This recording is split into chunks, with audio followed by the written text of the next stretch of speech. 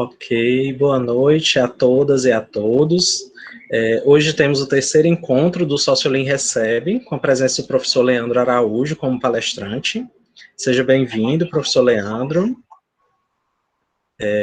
Antes de iniciarmos a apresentação, temos um informe sobre a certificação. Ao final desse ano, será emitido um certificado de 20 horas para os participantes que tiverem ao menos 75% de frequência aos nossos encontros. Também é possível solicitar a certificação de algum encontro específico separadamente, que terá carga horária de 2 horas.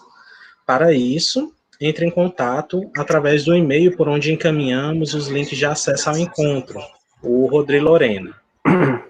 Dito isso, vamos para a palestra de hoje. O professor doutor Leandro Araújo é doutor e mestre em Linguística e Língua Portuguesa pela Universidade Estadual Paulista, a Unesp de Araraquara.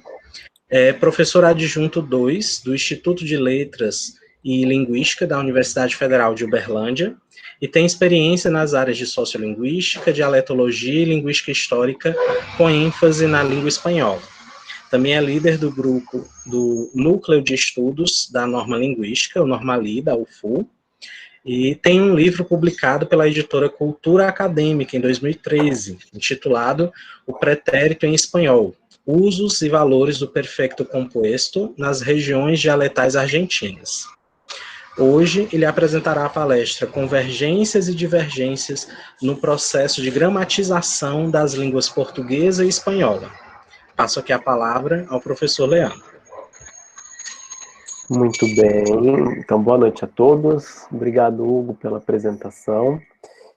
Gostaria já de agradecer a Lorena, quem fez, acho que direcionou o convite, eu não sei como é que vocês estão organizando por aí.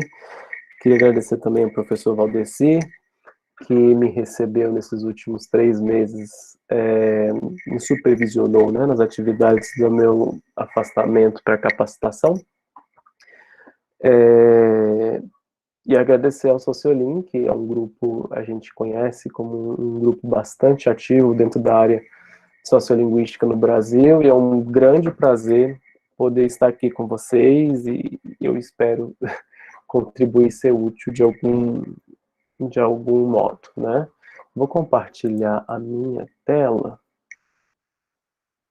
e aí eu já vou falando. Esse trabalho que eu vou conversar com vocês hoje, sobre o que eu vou conversar com vocês hoje, é um trabalho bem introdutório, vocês vão ver que é, na verdade, um convite à pesquisa.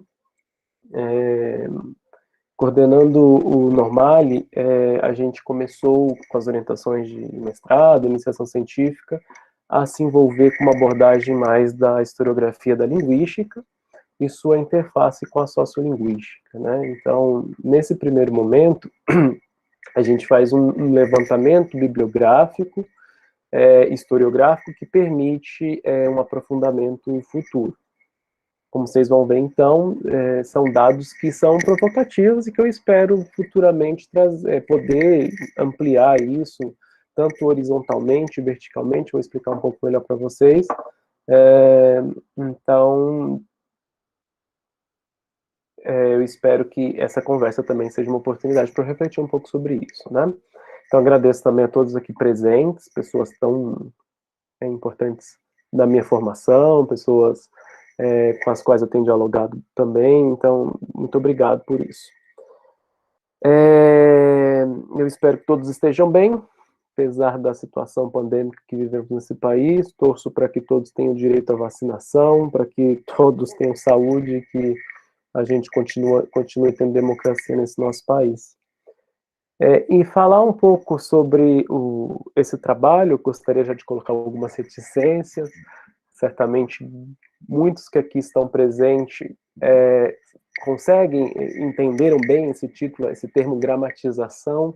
Já vou deixar bem claro que eu não estou trabalhando com gramaticalização neste trabalho. Isso por apoio da Lorena, ofereci a Lorena 2 possibilidades de trabalho. Um queria por uma abordagem bem da linguística histórica, analisando os passados nas línguas românicas. Então, sem necessariamente tratando de gramaticalização, mas aqui a gente vai trabalhar a ideia de gramatização, já vamos ver o que é isso, ok? Como o Hugo já falou, se vocês quiserem me parar a qualquer momento, manter o diálogo, vai ser super interessante, ok? Então, para começar esse debate, a gente vai discutir um pouco sobre essa ideia de norma linguística, que, obviamente, é um conceito bastante heterogêneo, conforme a postura teórica que a gente vai assumir. Eu vou trazer aqui alguns conceitos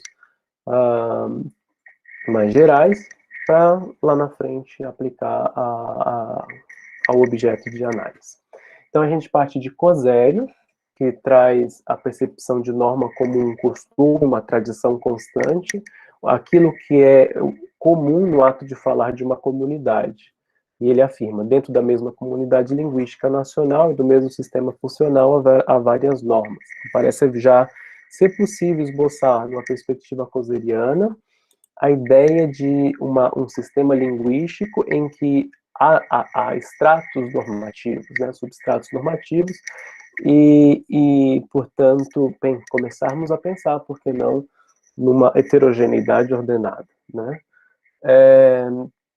A Leong vai fazer uma análise antropológica do funcionamento da linguagem, e ele vai perceber a sociedade como a vida em sociedade como um processo de socialização, né? E esse processo de socialização, obviamente, implica a aquisição de uma bagagem cultural, social, que vai regular as nossas interações. Essa bagagem cultural, social, inclui, obviamente, informações de comportamento linguístico, porque a linguagem vai fazer parte desse conjunto. A língua vai fazer parte desse conjunto de meios de interação simbólicas que se manifesta através de gestos, a roupa que a gente usa, o modo como a gente anda, onde a gente anda ou não anda, com quem a gente interage, tudo isso está determinado socialmente, faz parte desse processo de socialização. E nesse contexto, a norma linguística será entendida como um produto de uma hierarquização das múltiplas formas variantes possíveis, segundo uma escala de valores que incide sobre a conveniência de uma forma linguística em relação às exigências da interação linguística.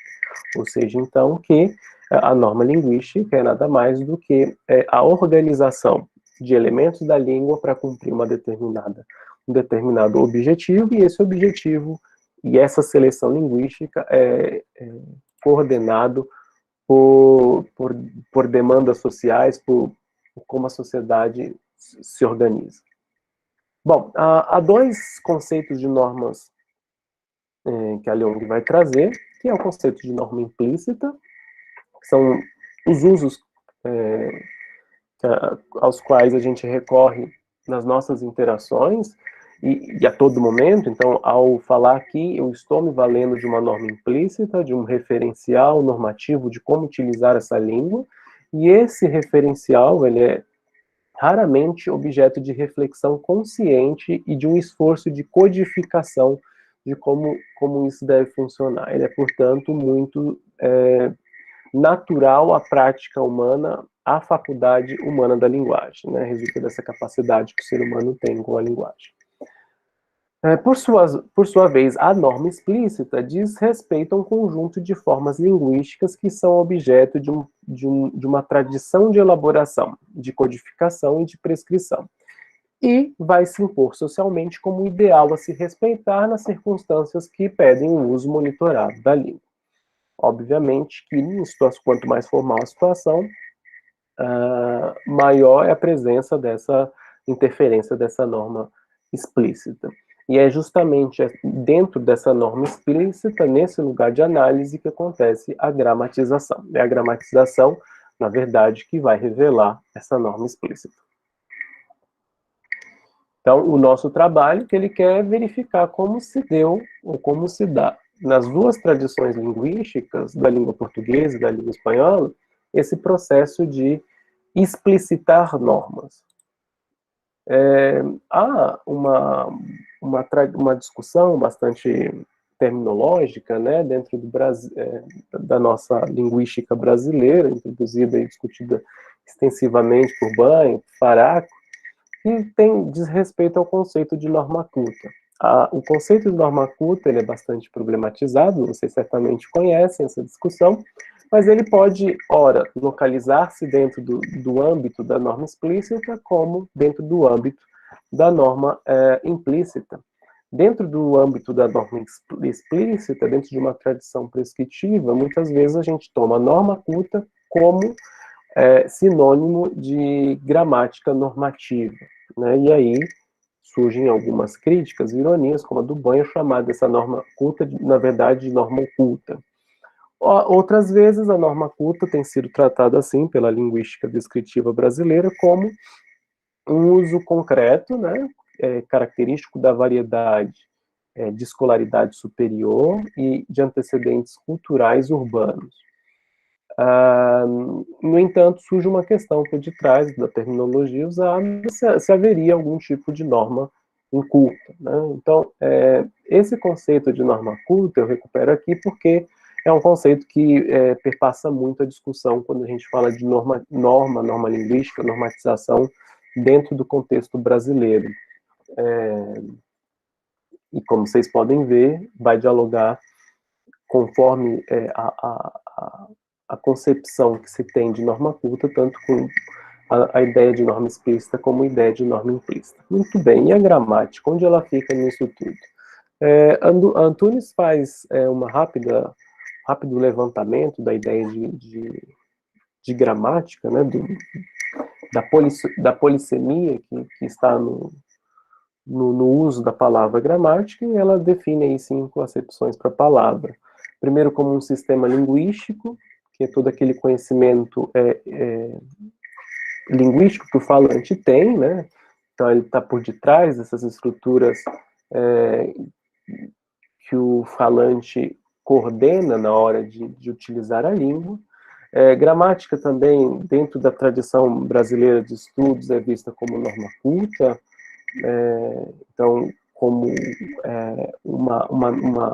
um uso considerado aceitável, né, prestigiado. Isso muitas vezes é tido como sinônimo de gramática. Gramática também surge dentro das teorias linguísticas, a gente tem a gramática gerativa, abordagens mais vinculadas a construtos teóricos metodológicos. Gramática como disciplina, muitas vezes atrelada aos cursos de educação básica, inclusive no curso superior, a gente tem uma disciplina lá de gramática, produção de texto, né? E, por fim, gramática como um compêndio descritivo normativo, que é exatamente essa concepção de gramática que a gente está assumindo aqui, né? Então, como gramática como um suporte que permite a codificação da língua, a normatização da língua. Então, ele é visto como um gênero, a gramática aqui é vista como um gênero de discurso, e como tal vai estar marcado, vamos falar um pouquinho disso mais para frente, por todo o contexto em que essa gramática é produzida. Bom, a gente viu gramática, e aí surge a ideia de gramatização. A gente vai, no próximo slide, discutir a ideia de gramaticalização. No entanto, antes de abordar a ideia de gramaticalização, eu estou vendo que tem alguns comentários, eu não estou acompanhando os comentários, Hugo, se você quiser parar, você vai me falando, tá? Pronto, Léo. Não, apareceu aqui um comentário do professor Carlos, perfeita essa distinção, muitas vezes esquecida. Pontuei isso no artigo de 2017 e 2019, a distinção de gramática. O Carlos tem uns trabalhos muito interessantes dentro dessa área também. Bom, então, a gente tem também, então eu estava falando da gramatização, a gente vai discutir um pouco essa ideia de gramatização, mas paralelo à ideia de gramatização, dentro da abordagem de Ron, a gente vê também os estudos que seguem uma ideia de codificação e estandardização. A gente vai ver que todas essas abordagens, na verdade, convergem na definição do que a gente está trabalhando aqui com gramatização. Então, Monteagudo vai dizer que a codificação é o registro e a regularização da norma nos manuais, gramática, dicionário, etc., por uma autoridade reconhecida e que ajuda a unificar e estabilizar a norma que geralmente está submetida a oscilações. Então, a gente vê a codificação como um tratamento da norma, ele vai diferenciar norma de codificação. Norma como uma ideia que a gente viu, como um construto social, implícito, e a codificação como tratamento explícito, metalinguístico, né, desse comportamento implícito. E esse processo de codificação vai ter uma regularização de autoridade. A gente vê isso bastante forte na língua italiana, com a Academia della Crusca, na RAI, né, no espanhol, e no francês a gente também tem a Academia da Língua. Não temos isso na língua portuguesa, a gente tem um pouquinho na Academia de Ciências Portuguesa, né, mas algo que nem chega para a gente. E o que se acostumou fazer dentro da tradição da língua portuguesa é que autoridades surgissem tomando conta desse campo e apresentando-se como referências, né? E aí isso vai gerar uma série de questões, de problemática para o nosso status atual de codificação da língua portuguesa. Então, por quê?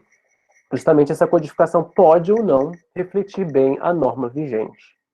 E para que haja uma aproximação, para que seja adequada essa codificação, é imperativo que haja um processo de desenvolvimento teórico, metodológico, que permita aproximar reflexões da linguística ao processo de codificação, né? Por outro lado, a gente tem também a ideia de standardização, que seria um processo mais amplo de codificação, né, que diz respeito a todo o processo de planificação linguística. Então, ela vai se voltar à ortografia, à gramática, dicionários, que vão orientar, por sua vez, aos escritores, aos falantes da comunidade de fala. Então, a gente vê que tanto a codificação como a standardização, e a gente vai ver a gramatização, elas refletem posturas normatizantes que não envolvem apenas a gramática, né? Ela vai envolver dicionários e outras iniciativas. Lógico que a gente vai focar o trabalho em gramáticas. Então, a gramatização agora, termo de Roux, definido por Roux, né, vai ser o processo de escrever e instrumentar uma língua compondo seu saber metalinguístico. Então, mais uma vez, a gente vê aqui o processo metalinguístico como um processo por detrás dessa operação linguística, que, segundo Roux, inclusive, vai se definir como uma grande revolução tecnológica da sociedade moderna, né? Porque Com licença, Leandro. O professor Carlos, novamente, citou aqui um texto que aponta para essa questão da estandardização das línguas românicas, né? O texto de Gauguin, Introdução à la Linguística Românica. Legal. De 89. Tá. Depois, de repente, o Carlos consegue até facilitar-nos o acesso ao texto. Sim, aí ele comenta aqui assim, não precisa interromper toda hora. Tá, ok. Se tiver alguma pergunta, a gente responde, mas aí, de repente, eu olho depois também. Então, a gente sabe que o processo de gramatização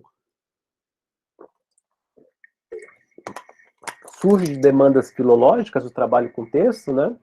Mas nas línguas românicas vai assumir uma função pedagógica que não estava lá na concepção inicial de gramática. E é justamente essa concepção pedagógica que dá nova vitalidade à gramática nas línguas românicas, em todas as línguas hoje, né? E que permite a expansão, tal como a gente vai ver através de alguns dados, né? Então, ela assume uma função pedagógica à medida em que os estados-nação precisam fomentar o seu espaço, né, oficializar-se enquanto Estado, e e lidar com as outras variedades linguísticas que existiam naquele espaço ou interação com espaços vizinhos, né? Então, há uma motivação sócio-histórica, que apresentam várias questões ali, eu destaco algumas, que tem a ver com a necessidade de uma língua de administração e a necessidade de acessar essa língua de administração, a necessidade de ter acesso a textos sagrados, acesso à língua de cultura, relações políticas e comerciais, e a política de expansão linguística interna e externa, algo que para a gente é bastante pertinente, porque vai formar todo esse imaginário linguístico que a gente tem nas Américas, né? Bom, o Rô também vai destacar que a estrutura da gramática românica vai apresentar necessariamente 3 itens, né? Três constituintes, que é a categorização das unidades, a apresentação de exemplos e a inferência de regras, algumas mais explícitas, outras nem tanto. Bom, por detrás, já tratando a gramática como um enunciado, como um gênero de discurso também, a gente vai ver que a gramática, e Lagares vai dizer isso, implica necessariamente a redução da linguagem. Não há como uma gramática, por mais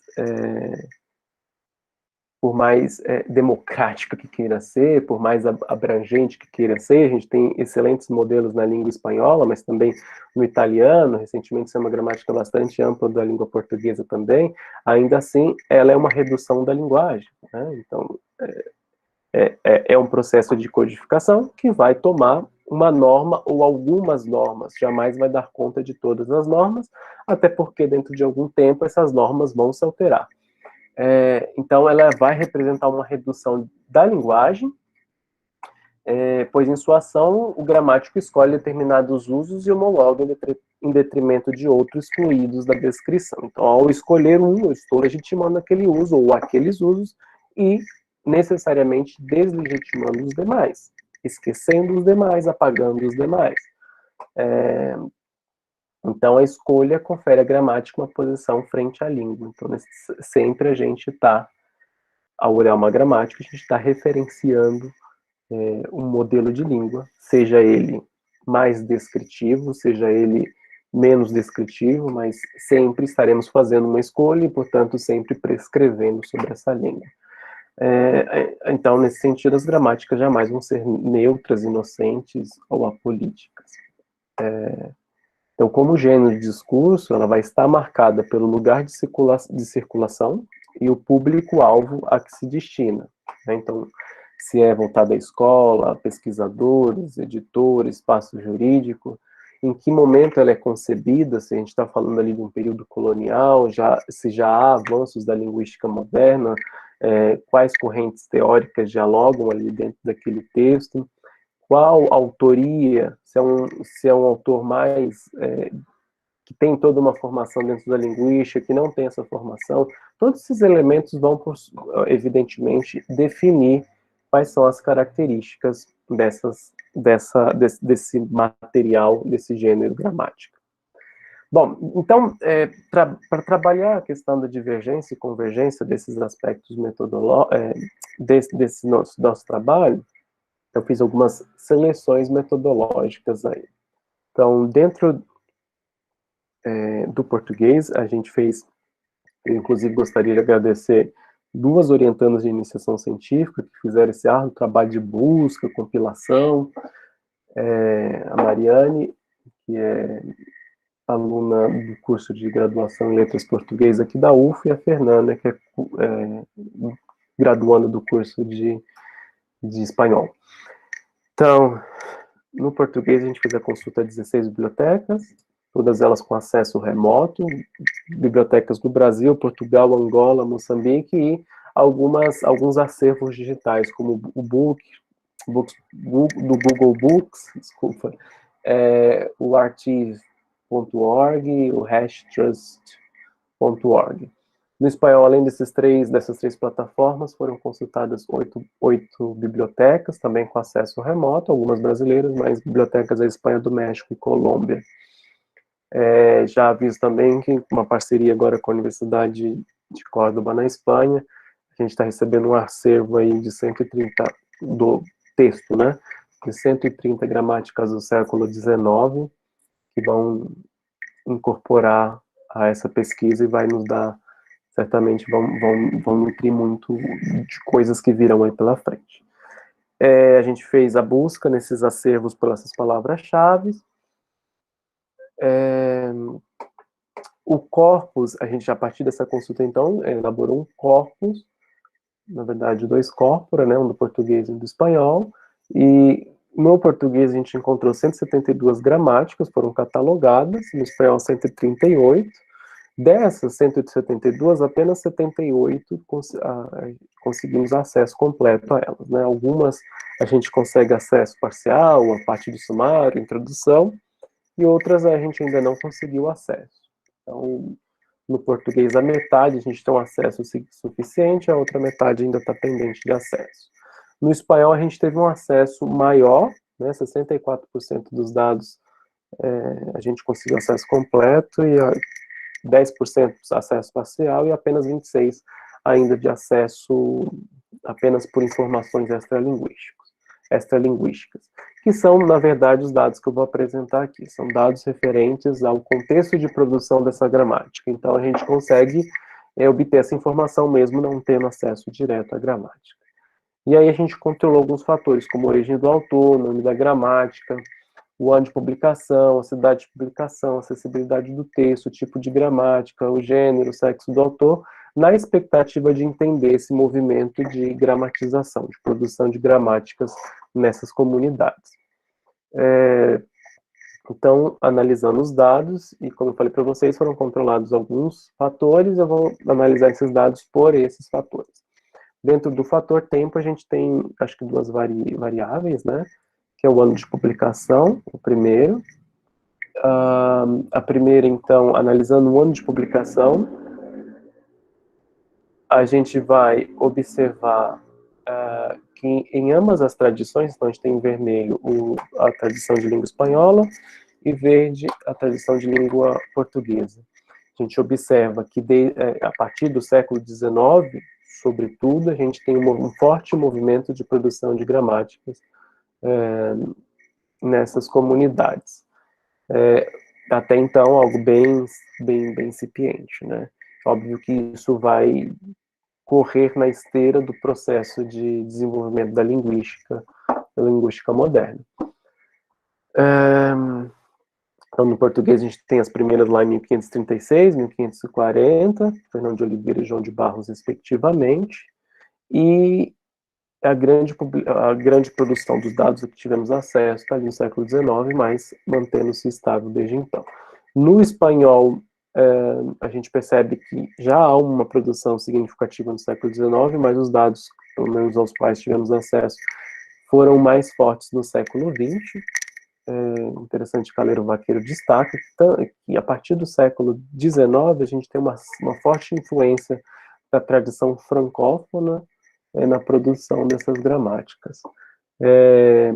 No espanhol a gente tem uma produção bem antes, né, quase 100 anos antes, na figura de Antônio de Nebrija, em 1442.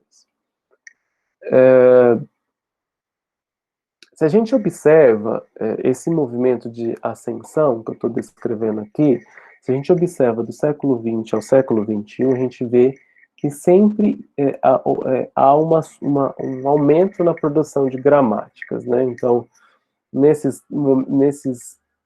décadas iniciais, até os anos 60, há uma certa estabilidade, mas desde então um movimento de ascensão. A expectativa é, obviamente, que mais e mais a gente lance gramática no mercado, até porque é uma atividade de revisão dessas tradições linguísticas mesmo, né? A gente tem visto esse fenômeno forte no português brasileiro, como um processo de construção de identidade inclusive, para além da construção do conhecimento linguístico, e isso também a gente também percebe no espanhol, como uma parte de revisão, de uma postura talvez muito normativa distante da prática do usuário, tendo em vista essa comunidade tão policêntrica, né? Bom, seguindo tratando a questão do espaço, a gente vai considerar os fatores origem do autor, local de publicação, e depois a gente vai fazer uma relação tempo e espaço. Então, a gente está trabalhando em teoria, com comunidades que são policêntricas, né? Então, possuem representantes em aí nos 4 continentes. A lusofonia é composta por 9 países e mais de 250 milhões de falantes, enquanto que a hispanofonia, por exemplo, é 21 países com mais de 500 milhões de falantes. No entanto, quando a gente olha para a produção de gramática no espaço, a gente percebe que o Brasil, frente a Portugal, se destaca com maior produção das gramáticas a que tivemos acesso. Óbvio que isso deve ser ao mercado editorial, às proporcionalidades de habitantes que cada uma das comunidades possui, né? Mas é interessante observar, a gente vai ver isso mais para frente, que o Brasil só vai ter representação a partir do século XIX, mas a partir do momento em que há intervenção brasileira na produção de gramática, a gente ocupa um lugar de destaque. Apesar de sempre observarmos uma gramática voltada a uma norma próxima ao outro lado do Atlântico. E a gente vê aí 5% de participação de outros países. O mais interessante de tudo isso é que 95% do que tem de gramática do Brasil, de gramática de língua portuguesa, acontece nesse par Portugal-Brasil, e os outros 5% sequer corresponde aos países de língua oficial portuguesa. A gente encontrou apenas uma gramática feita em Moçambique, a gente consultou Moçambique, Angola, e apenas uma gramática, né, de 1927, feita por José Maria Helvas, e a gente sabe que o processo de codificação da língua portuguesa nas comunidades africanas é muito recente ainda e começa a querer colher seus primeiros frutos, né? Então, esses 5%, na verdade, corresponde a iniciativas de ensino de português para estrangeiro, ou até mesmo a gente tem casos de pesquisadores estrangeiros que se debruçaram sobre a língua portuguesa e fizeram gramática a partir desses estudos.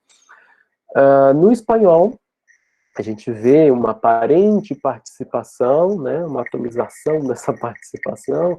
A gente encontra gramáticas de 14 países. No entanto, dessas 118, eu fiz uma separação, gramáticas que têm apenas um autor e gramáticas que têm mais de um autor. Porque as gramáticas que têm mais de um autor, às vezes são autores de países diferentes. Mas atentando a gramáticas com uma única autoria, a gente observa que 74% dos dados provém de gramáticos espanhóis, né? Então a gente está falando de uma variedade, uma língua que mantém-se bastante centrada nesse polo normativo garantido pela RAI, uma aproximação ainda inicialmente produtiva com as academias dos países hispânicos, né, mas que ainda bastante pautada pela orientação da RAI. Então, a seguida, a gente tem 7 gramáticas argentinas e 4 mexicanas. A Espanha e a Argentina também se destacam quando a gente observa as gramáticas com mais de uma autoria. Então, essa ideia de policentrismo no português é evidentemente questionado, e também no espanhol ele merece ser problematizado. A origem, pelo menos, dessa normatização é bastante centralizada, como a gente vê pelos dados. Se a gente observa o local de edição, o Brasil está centrado no eixo central do Brasil, centro-sul, né, do Brasil, mais sul, São Paulo e Rio de Janeiro como principal mercado editorial. Portugal, a gente tem Lisboa, Porto, Coimbra. De novo, os países africanos de língua oficial portuguesa não tem participação nesse mercado. Isso pode levar a gente a pensar um pouquinho sobre quais variedades têm sido tomadas nesses manuais, né? Óbvio que isso precisa ser analisado qualitativamente dentro do interior do texto, mas são indícios interessantes para se refletir. Na Espanha, a gente tem Madrid e Barcelona como os principais expoentes na produção de gramática, e a Espanha tem 68% dessa produção, né? E cidades na América, deixa eu só rever esses dados, desculpa. Tá. Madrid e Barcelona, só essas duas cidades correspondem a 68% da produção de gramáticas. Juntássemos todas as cidades que produzem gramáticas na Espanha, que tem editoras na Espanha, esse número aumentaria muito mais, né? Na América, então, a gente encontra 12 cidades produzindo gramática, corresponderiam aí 27 itens, 20% do corpus compilado. E Buenos Aires, cidade do México, vão se destacar bem distante dos dados que a gente tem, por exemplo, da Espanha. Mais uma vez, então, problematizando esse policentrismo, se tomamos como critério esse fator que é o local de publicação. Se a gente relaciona o tempo com o espaço, a gente vai ver que o início da gramaticografia latino-americana vai surgir no século XIX. A gente compara aqui Portugal, Brasil e outros, né? Só no século XIX aparecem outros. Brasil, então, já no século XIX, a gente tem 1806 a gramática do Antônio de Moraes Silva publicada, era brasileiro, porém foi publicada em Portugal. Em 1816 a gente tem a gramática do Ignácio Felizardo Fortes, que era um autor brasileiro e teve a gramática produzida aqui no Brasil. Óbvio que isso dependia de critérios tecnológicos, né, disponíveis na época. O Brasil estava, com a vinda da coroa, adquirindo esse potencial tecnológico para a produção de gramáticas, e desde então se destacou nessa produção. Desculpa. E aí no século XXI a gente vê desculpa, no século XX, porque XXI.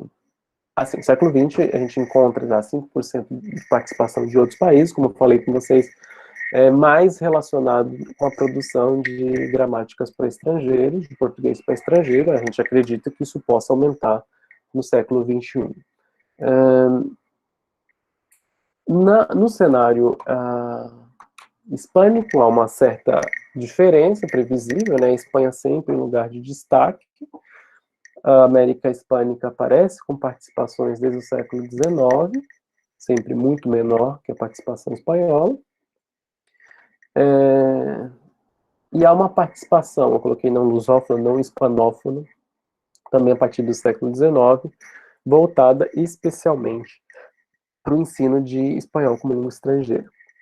Vejamos que essa participação de português como língua estrangeira vai surgir apenas no século XX, e o espanhol, já no século XIX, tem essa produção, acentuando o lugar que o espanhol adquiriu, obviamente, no cenário internacional, a importância que essa língua assumiu para as transações de diversas formas, né?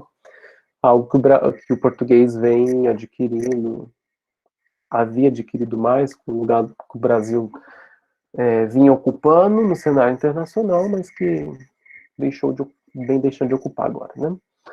Bom, relacionando a questão da autoria, gênero, sexo, a gente observa uma participação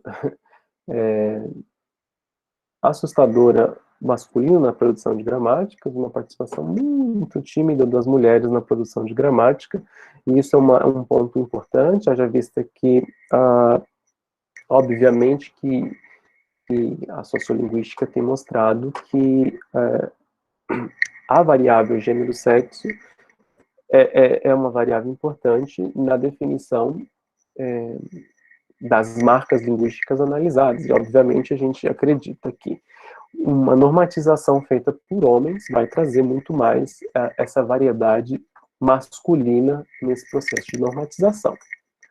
A gente vê dentro da tradição lusófona, a primeira gramática surgindo em 1929, e desde então a gente tem 5 gramáticas femininas no século XX e 7 no século XXI. Processo ascendente, é claro, mas muito tímido ainda. Do lado hispânico, a gente percebe uma produção forte, um pouquinho mais forte, desculpa, da participação mulheres no século XXI, que já tem mais gramáticas femininas, de autoria feminina, né, quero dizer, e se destaca também aqui uma forte produção vinculada a instituições, com destaque à Real Academia Espanhola, como poderia deixar de ser. Né? Então, a participação em produção de gramáticas em todos os séculos, e alguns séculos com mais de uma gramática. Bom, o último fator que a gente vai visitar aqui é o fator tipo. Essa análise é uma análise bem preliminar, até porque é bastante problemático a gente pensar numa gramática descritiva e gramática tradicional ao longo do tempo, né? Então a gente tentou apresentar, tentar classificar as gramáticas como mais descritivas ou mais, uma abordagem mais tradicional, né? Para além das gramáticas que assumem um viés histórico, uma gramática com viés escolar, voltado então para o contexto do ensino, né? Diretamente. Dentro da tradição lusófona, a gramática escolar ocupa 57%, e dentro da tradição hispânica, a gente tem 46%. Esse dado dialoga bem com o que o Roux havia advertido, né, que a gramatização vem de um processo, nas línguas românicas, vem de um processo vinculado a um teor pedagógico. Né? De fato, vem de grande impulsor de produção de gramática, de codificação, é o ensino, nesses dois contextos linguísticos. Seguido, a gente vê uma gramática tradicional, mais recorrente na comunidade lusófona, e também na comunidade hispânica, 37%. Uma gramática descritiva, 11%, e aqui 13%, e uma gramática histórica, ou seja, números bem próximos às realidades das duas comunidades. A subcategorização da gramática escolar revela um dado interessante que diferencia as duas abordagens, que se diz respeito com a aproximação de um viés descritivo ao ambiente escolar. A gente observa uma produção muito escassa de gramática escolar com uma postura descritiva, né, da língua portuguesa, algo que já é bem mais forte dentro da comunidade hispânica. Há uma abordagem extremamente normativa, né, prescritiva, dentro dessa realidade linguística. E a produção de gramáticas para estrangeiro ocupa 9%, um pouco maior na comunidade hispânica, como a gente falou, porque a língua espanhola tem uma tradição maior de ensino da língua para estrangeiros. Deixa eu ver se haveria mais algum dado.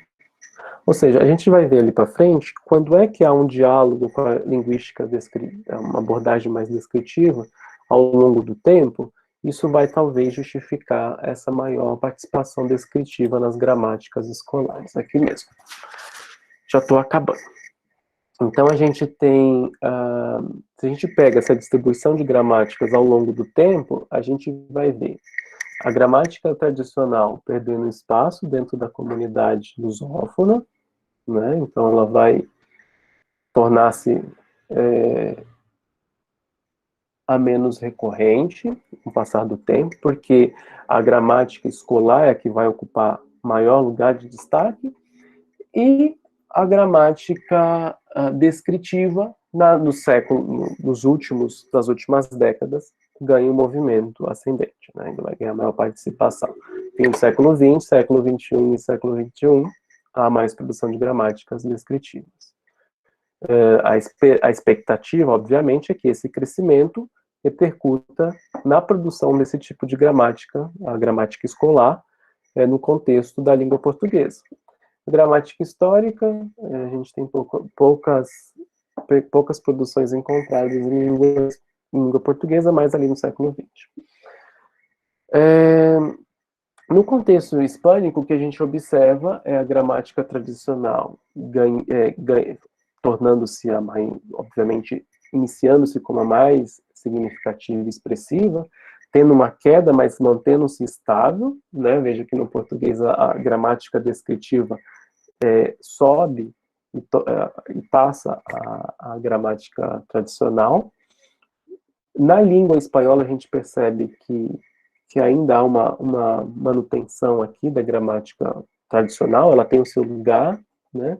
A gramática descritiva, ela a partir do final do século XIX, mas no século XX tem um crescimento bastante importante, que a gente imagina que tenha repercutido nessa produção de gramática escolar no enfoque descritivo, apesar de, nos dados mais recentes, encontrarmos poucas gramáticas descritivas do espanhol. Grandes produções, mas para além delas a gente encontra pouco. A gente encontra mais, obviamente, gramáticas escolares com viés descritivo no espanhol. E gramáticas históricas, no espanhol a gente percebe uma tradição mais substancial dessa produção. Para terminar, então, o que a gente observa? Que esse processo de normatizar, vejam só vocês que a gente pouco analisou o conteúdo dessas gramáticas, mas esse processo da codificação, considerando esse entorno produtivo, já permite a gente entender os comportamentos da sociedade em relação à linguagem.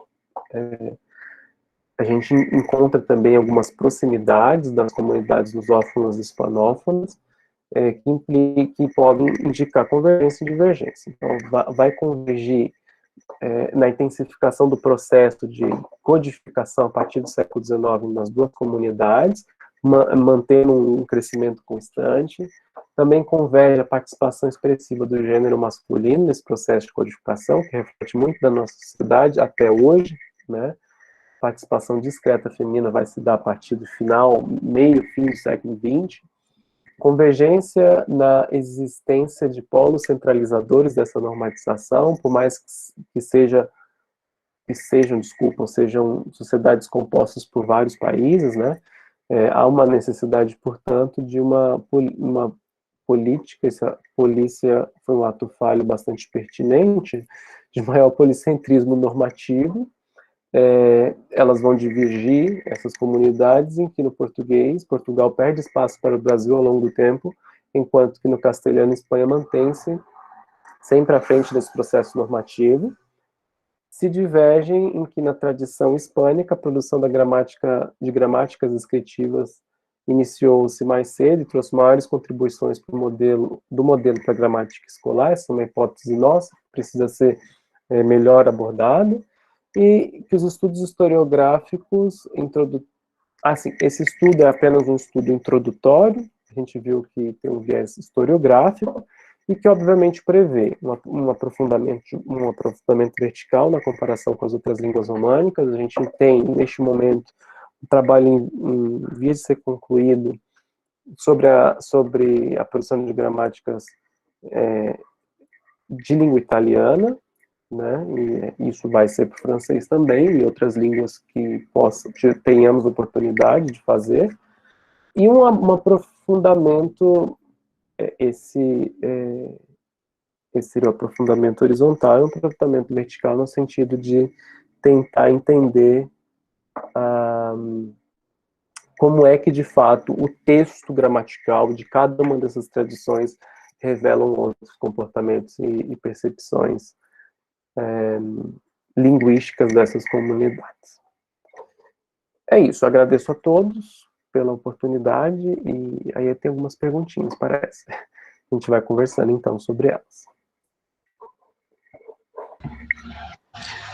Isso, professor. Muito obrigado pela palestra, pela exposição. O professor Carlos já se inscreveu, o Valdecir também. A gente vai começar aqui pela pelas perguntas do chat, então.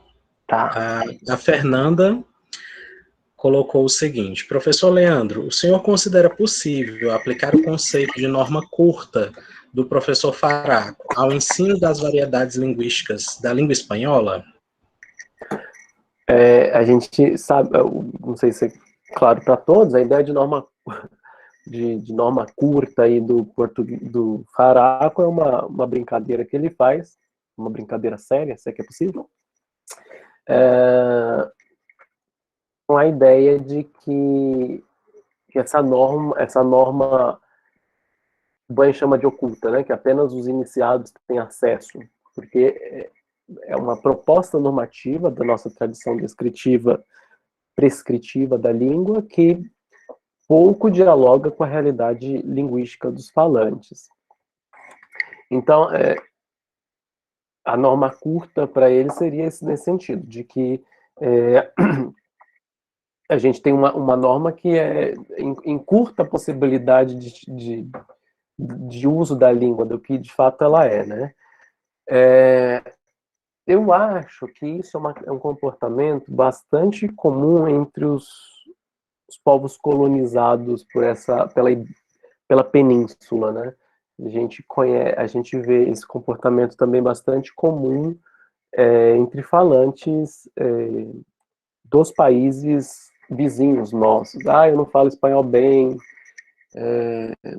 Quem fala espanhol bem é a Colômbia, tem uma coisa assim, né? A gente vai criando algumas ideias. Eu acho que esses pressupostos que essa descrição normativa que o Faraco constrói, junto com outros autores, eu acho que são perfeitamente aplicáveis a esse contexto.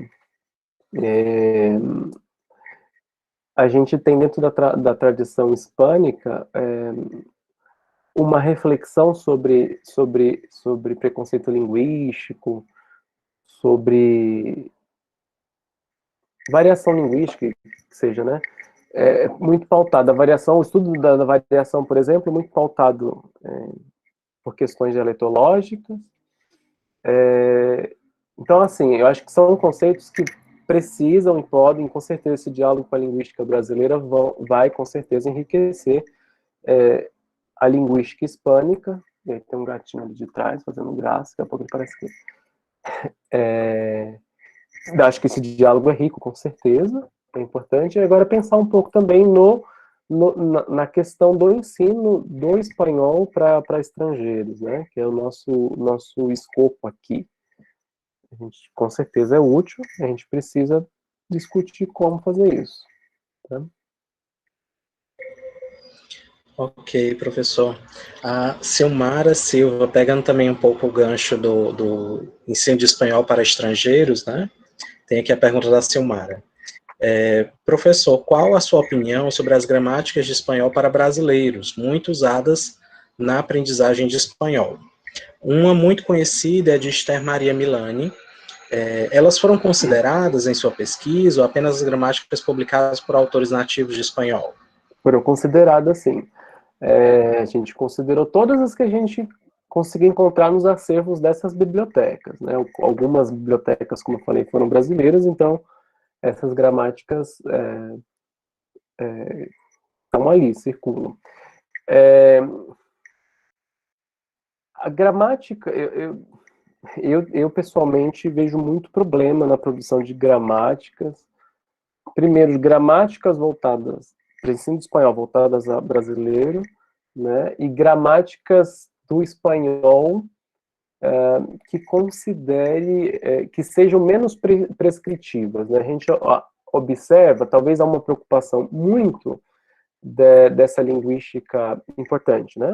Mas uma forte preocupação de questões de aprendizagem, e aí a gente tem uma gramática pouco atenta à problemática dessa sociedade heterogênea, né, complexa, e muito atenta às dificuldades, ou mais atenta, não vou dizer muito, mas mais atenta às dificuldades que o aprendiz pode ter dessa língua, né? Então, assim, dificuldades em relação à conjugação verbal, Só que a heterogeneidade linguística é uma dificuldade que esse falante tem acesso, esse falante vai ter, e que pouco se aborda nesse material.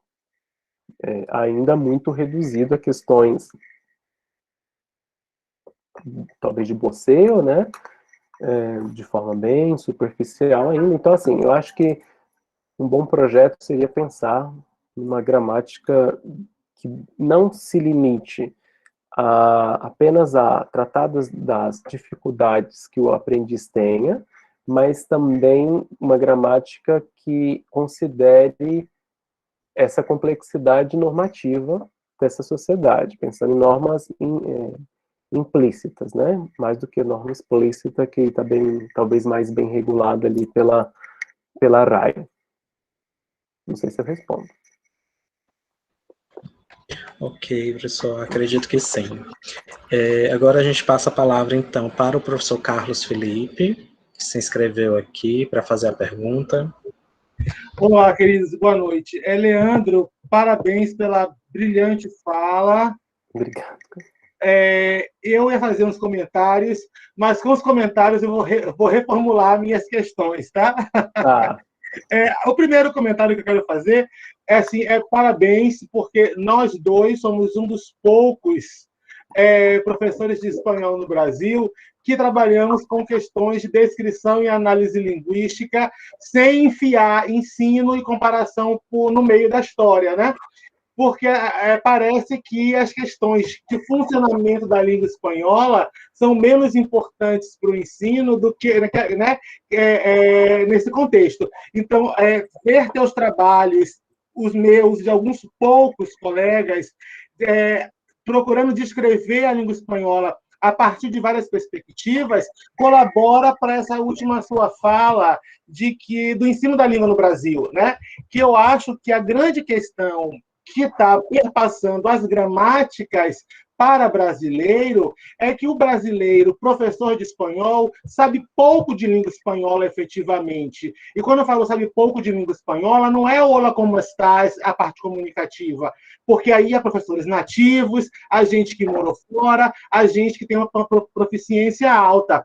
É de gente que estuda linguística hispânica, né? Que estuda fonética, fonologia, morfologia, sintaxe, pragmática. Discurso tem mais, sempre tem mais discurso. Mas eu acho que falta esse estudo. Se nós formos olhar as teses defendidas no Brasil em descrição e análise linguística, a gente vê um número baixíssimo. E as gramáticas, a do Fanru, a da Milani, e entre tantas outras que a gente tem por aí, são gramáticas tradicionais, normativistas. Elas não fazem nada além de apresentar as classes gramaticais, artigo, possessivo, verbo, etc. Mas nenhuma delas retoma a definição de sintaxe, que por mais que as pessoas não gostam, é uma definição de sintaxe extremamente adequada, do Chomsky lá em 57, que é sintaxe, é o estudo dos processos pelos quais as palavras formam enunciados. Uhum. Ou seja, então eu acho que essa deficiência das gramáticas, como você apontou aí, é um problema que as pessoas da linguística aplicada precisam resolver, que é entender que a descrição e análise linguística é uma tarefa fundamental para o ensino do espanhol no Brasil. Que eles não queiram fazer, é um problema deles lá, a respeito, não façam. Mas dizer que isso é menos importante, como eles vêm dizendo, é um problema que impacta, né, na formação de professores de maneira geral. E, para terminar, Leandro, eu só queria comentar duas coisas. Uma, da norma do espanhol, como você fala, do pluricentrismo, né? Aí, o Lope Blanc tem um trabalho muito interessante de 2002, chamado A Norma Hispânica Ideal, La Norma Hispânica Ideal e Genérica, alguma coisa assim. Está no Anuário de Letras do México de 2002. E aí ele vem discutindo, não, vamos construir uma norma linguística hispânica para todo mundo, parará, parará, parará. Aí, quando ele vai para os dados linguísticos, o critério dele o que é aceitar o que é geral da maioria e excluir o que é particular, né, individual. Tudo que é específico da norma americana. Então, por exemplo, ditongação do espanhol mexicano, né, do maestro em vez de maestro. Ele fala, olha, é da norma culta mexicana, mas não pode ser aceito na norma genérica porque é específico. Quando chega na Espanha, tudo que é particular da Espanha ele aceita. Leísmo. Então, assim, é uma coisa muito, muito interessante, né? E, por fim, o português e o Brasil e a Espanha, quem me disse isso foi a Virginia Bertolotti, que me atentou para essa questão. Eu acho que há uma simetria muito grande no Brasil, no mundo lusófono, né, para o mundo hispanófono, com relação à norma culta e o que é certo e o que é errado. E a Virginia Bertolotti me alertou uma vez, já tem mais de 10 anos isso, que a nossa diferença é que nós nos tornamos capital do império. Uhum. Então, talvez o fato de a corte ter vindo para o Brasil e o Brasil ter se tornado a capital do império nos deu um empoderamento que a Hispanoamérica nunca teve, né? Então, eu, como falante nativo do português, não tenho nenhuma intuição de que os portugueses falam melhor do que eu. Mas se você consultar, como você mencionou na sua fala, vários falantes do espanhol, sempre tem aquilo. Ah, porque eu não falo espanhol correto, o espanhol correto é os espanhóis, os colombianos. Então, esse debate é muito interessante, é muito necessário e repercute de maneira assim, fundamental, na minha perspectiva, no ensino do espanhol no Brasil e que espanhol se ensina aqui para a gente conseguir uma perspectiva mais decolonial, mais democrática linguisticamente, né, e que respeite o que a gente propõe da diversidade da língua no mundo. Parabéns, Leandro. Obrigado. Obrigado, Carlos. Vou comentar algumas coisas que você está lendo. E lembrando, para a gente comentar. Concordo com o que você fala. Agradeço as sugestões, inclusive. Quando você fala do Lop Blanche, por exemplo, a gente lá no Normale tem feito umas discussões e a gente tem trabalhado com a estandardologia comparada, que é uma abordagem bem forte na Espanha, e dentro do contexto brasileiro a gente pouco ouve. E assim, toda discussão, a gente tem essas discussões de sociolinguística, planificação linguística, né, política linguística. A gente precisa entender o processo de normatização de qualquer língua como um fenômeno que escapa ao linguístico estrito, né? Qualquer processo de normatização, seja ele implícito ou explícito, ele está sempre por detrás definido por questões sociais. Então, necessariamente, é importante se considerar o social para fazer essas escolhas. Então, quando o Lop Blanche resolve escolher não colocar reticência a nenhuma possibilidade vindo da Espanha, na verdade está escolhendo aceitar aquilo tudo como legítimo, né? É uma escolha dele. Então, e aí tem toda uma questão por detrás, porque ele faz essa escolha. Eu acho que a gente precisa... você fala que somos poucos os que fazemos descrição no Brasil. Eu acho que aqui a gente, felizmente, tem o Fabrício, tem o Valdeci, que trabalha em espanhol, faz descrição. Eu acho que a gente poderia começar a pensar na elaboração de gramáticas mesmo, né? Pensando um pouco as dificuldades que o brasileiro tem, mas, mais do que tudo, pensar nessa dinâmica normativa da língua espanhola no contexto, aplicada às nossas demandas, para que isso não fique reduzido apenas à reflexão que o linguista aplicado faz, que tem o seu lugar, mas, como você tem comentado extensivamente, pouco embasada em questões da linguística descritiva, seja o referencial teórico que for, né? Então, acho que está na hora da gente começar a ocupar esse espaço, porque ele é nosso. E, com certeza, essa ideia de tornar-nos coroa determinado período na nossa história foi fundamental para esse reviravolta. Mas, ainda assim, é interessante, né? Porque a gente se torna coroa, e aí a coroa vem, obviamente, a gente quer adotar a língua que eles falam. depois de irem, a gente ainda quer dizer, digo assim, normativamente, houve a postura de tentar seguir aquilo, né? Então, acho que no nível de normatização da língua, é um percurso que a gente tem feito há muito tempo não, pouco tempo, mas que já tem sido bastante produtivo na linguística brasileira. Né? Mas obrigado, já vi aqui suas referências. Alguns dos textos eu até conheço. Inclusive, o professor Carlos Felipe está com uma chamada aberta, né, Carlos? De uma edição que você está coordenando. Sim, do Mercosul, 30 anos do Mercosul, faz esse ano, o Mercosul 30 anos, e nós estamos com uma chamada, vocês podem mandar trabalho, serão bem-vindos, a partir de setembro, a revista Estudos Linguísticos Literários, discutir essas questões do ensino, como que o Mercosul alterou, condicionou, enfim, influenciou, na verdade, né, o ensino de espanhol no Brasil. Então, qualquer discussão relacionada ao ensino de espanhol no Brasil, considerando o contexto de integração regional e a questão do Mercosul, quaisquer trabalhos serão bem-vindos. Obrigado, Leandro. Que agradeço. Inclusive, nas próximas semanas, né, Fabrício, deve sair o segundo volume de um dossiê que organizamos, Fabrício, Valdeci e eu, editor para revista Intertexto da Universidade Federal do Triângulo Mineiro. Então, logo mais teremos mais novidades por aí. Ok, obrigado, professor. A Silmara comentou aqui fez aqui um comentário sobre a questão do ensino de espanhol no Brasil, né, que foi retirado da BNCC. Pois é. Esse é um grande problema que temos enfrentado aqui, Silmara. Infelizmente, o contexto é uma discussão política, ensino de língua no Brasil, para educação básica, em qualquer lugar, né? É uma discussão política e, infelizmente, o nosso cenário político ele é extremamente desfavorável.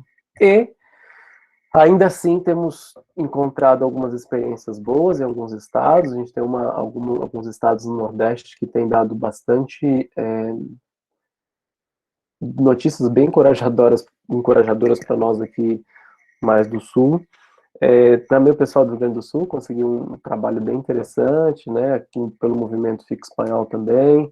Enfim, eu não sei, a nossa profissão nesse contexto já era ruim, né, a gente ainda vem num cenário de pandemia para esgotar as forças e a gente tem ainda a nossa profissão sendo coagida por essa nova imposição política que a gente vive. Mas tem que ter força, resistência. Ok, agora o professor Valdeci, por favor, pode ligar seu microfone. Boa noite a todos. Eu gostaria de iniciar minha fala parabenizando o Leandro, umas reflexões bem pertinentes, interessantes, para a gente pensar um pouco essa questão. Queria dar um abraço aqui aos colegas que estão aqui, a Hebe, o Carlos, o Fabrício, que vieram prestigiar aqui o nosso colega. Viu como você é querido, Leandro?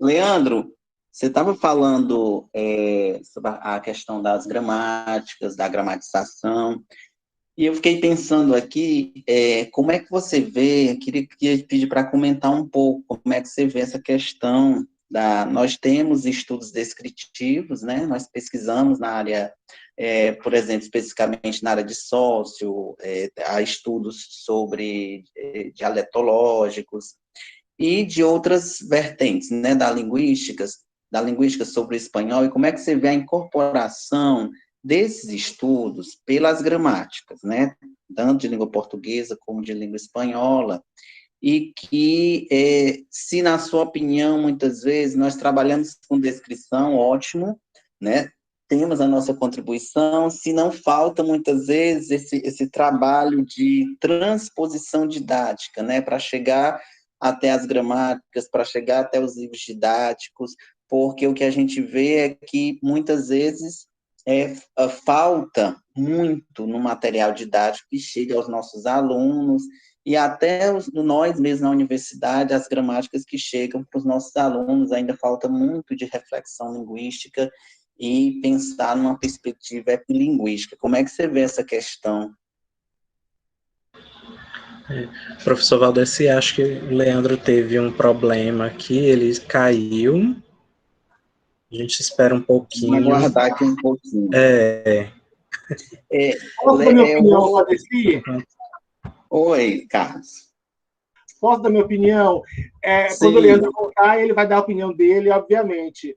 Mas eu acho, Valdeci, que o problema dessa questão da transposição, e a questão da gramática, vai na linha do que eu falei no começo.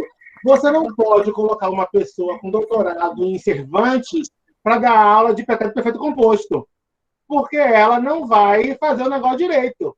Então, o Leandro voltou e assume a palavra, depois eu comento isso. Desculpa, gente. Leandro, você conseguiu ouvir? Eu ouvi só um pouco. Eu ouvi até você falando assim, dos estudos sociolinguística e caí. Tá, como é que você vê, vou resumir aqui, como é que você vê essa questão da distância, né, que a gente ainda tem sobre o que os estudos linguísticos descritivos têm investigado e têm aportado, né, para as gramáticas, essa distância que a gente ainda tem, né, ainda há uma incorporação muito tênue por parte das gramáticas de ambas as línguas. Como é que você vê essa questão? Eu estava comentando aqui que ainda há uma falta, né, dessa questão de transposição didática, né? Além, né, eu não vou entrar nessa questão da formação do professor, né, dentro da universidade, né? Mas como é que você vê essa questão do material em si, né, das gramáticas? Pois essa é uma grande, é algo de grande interesse para mim, assim, né? A gente observa que, por exemplo, dialoga com os dados que eu apresentei, que a gente vê uma abordagem descritiva se fortalecendo na produção de gramática. Naturalmente, essa abordagem descritiva produziu gramáticas no espanhol, assim, super interessantes, inclusive no que diz respeito ao tratamento da heterogeneidade linguística, né?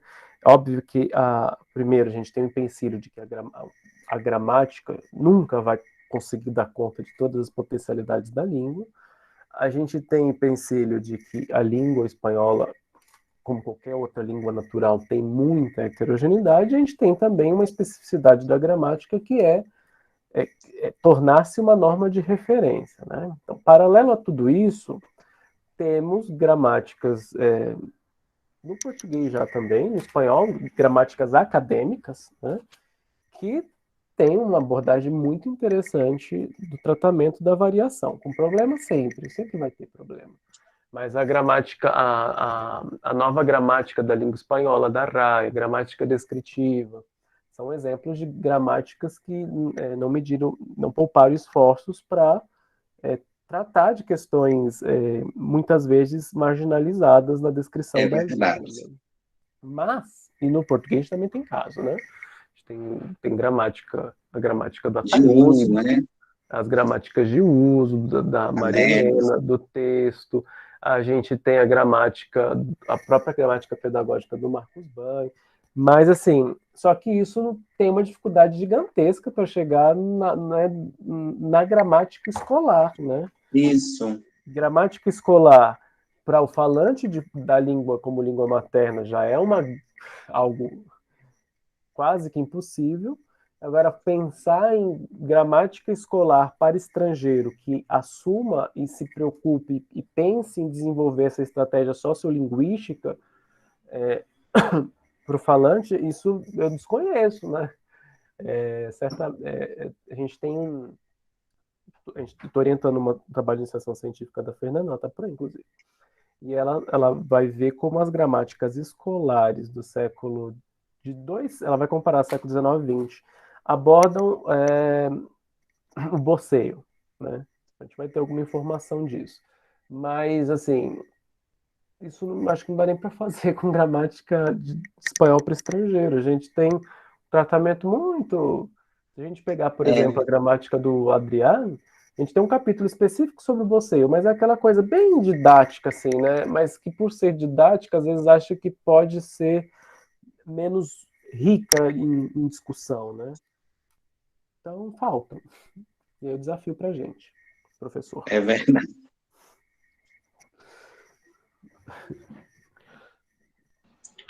Professor. Eu acho que essa discussão está ligada, antes de mais nada, à formação dos professores de espanhol, que nós não podemos ignorar.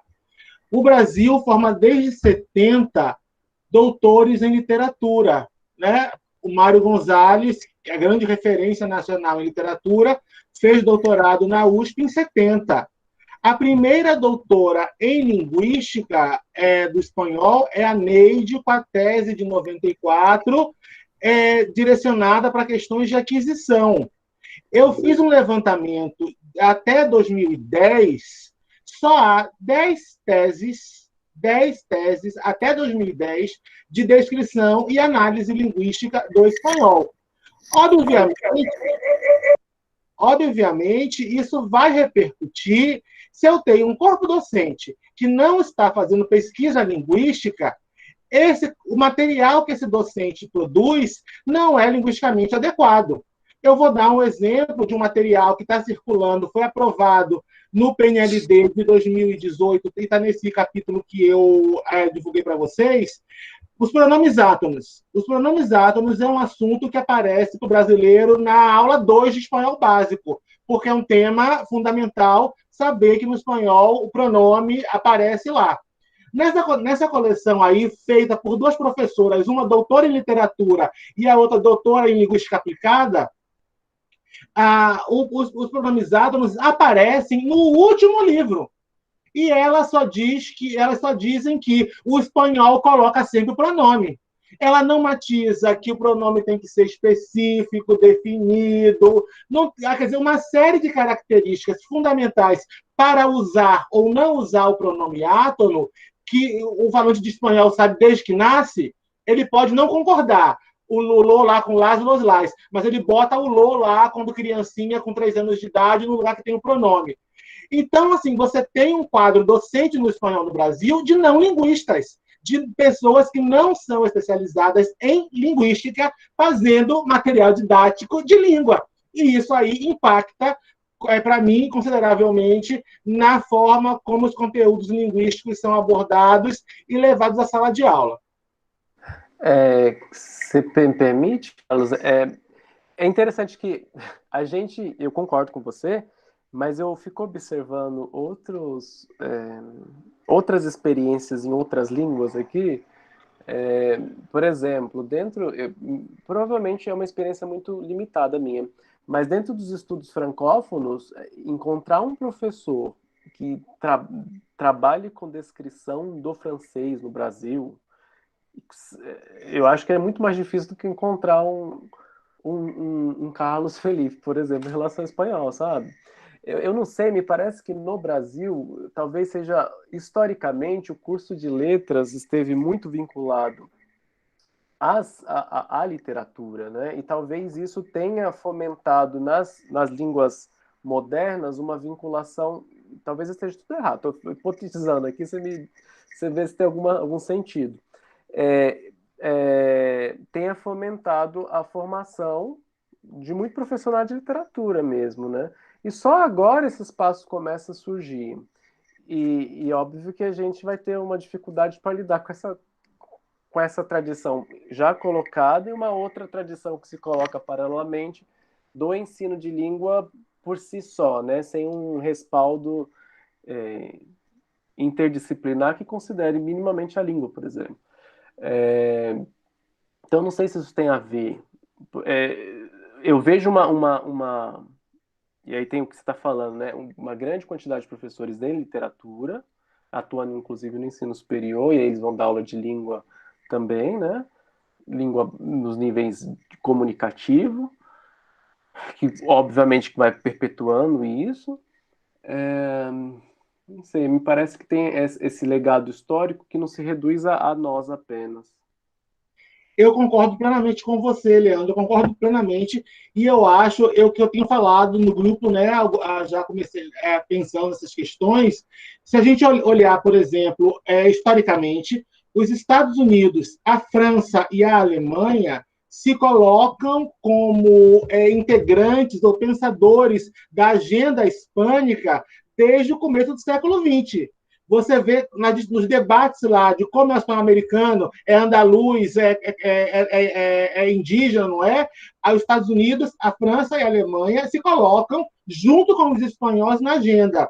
O Brasil nunca tomou para si a agenda hispânica, efetivamente, né? A agenda que nos interessa, eu digo nós, enquanto nação, é do ensino de espanhol brasileiro, que aprender espanhol é fácil, esse debate. Mas como o espanhol se constitui, nunca foi pauta aqui no Brasil. E, obviamente, isso vai repercutir na formação dos professores, né, que, historicamente, são mais de literatura, depois de linguística aplicada e, em número considerável menor, os de linguística. No francês, você não acha um Carlos Felipe, um Leandro, um Valdeci, um Fabrício, um Paulo, uma Luizete, ou alguns... parece que são muitos, né? Mas quando você coloca o conjunto, você vê que os 20 que você acha são 10% do quantitativo total. Porque eles são menores também que a gente. Então, você tem aqui na Bahia, nós somos 15 de espanhol, mas são 6 de francês. Então, obviamente, você vai ter a proporção menor. E, por fim, Leandro, eu queria comentar na sua fala, que é que, assim, a coisa é tão interessante que, da questão da normatividade, né, do que você discutiu da gramática normativa. Se você colocar um concurso de literatura, eu não faço, você não faz, porque requer um conhecimento literário específico. Mas quando montam um concurso de língua, qualquer um faz, até gente da educação, psicólogo, engenheiro, porque os pontos que eles colocam no concurso de língua são todos de gramática tradicional, que qualquer falante ordinário que foi à escola tem que saber. O que é um substantivo não são pontos que requerem uma formação específica de linguística. Né? Então, tudo isso gera a complicação do ensino.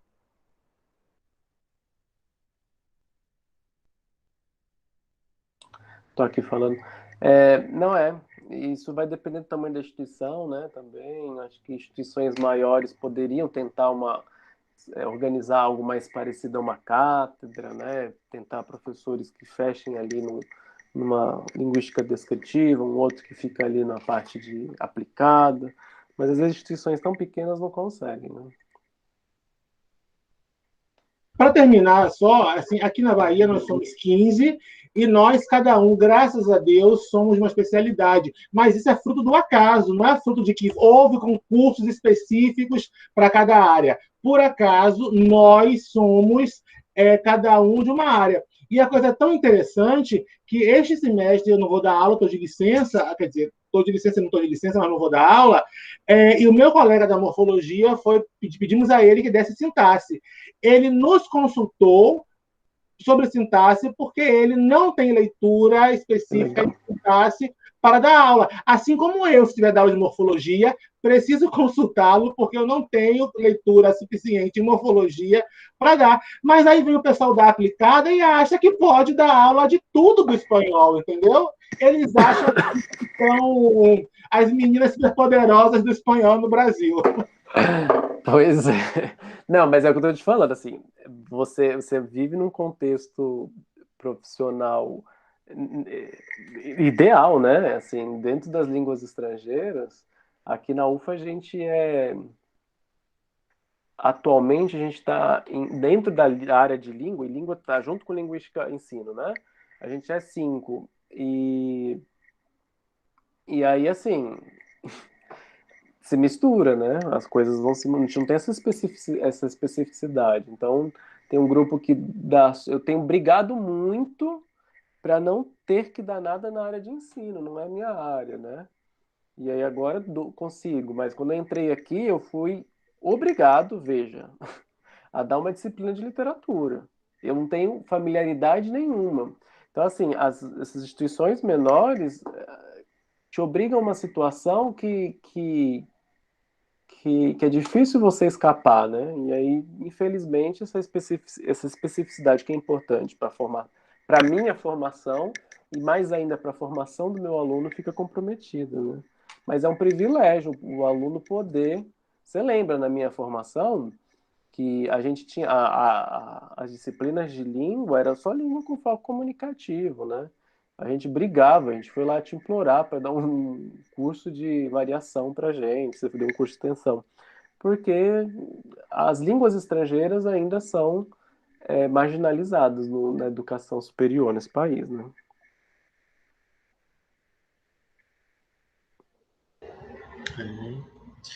Muito obrigado, professor Leandro, professor Carlos. Agora já são 8 horas, nós estamos caminhando para o fim do nosso encontro de hoje. Mais alguém gostaria de fazer algum comentário? Colocar alguma pergunta?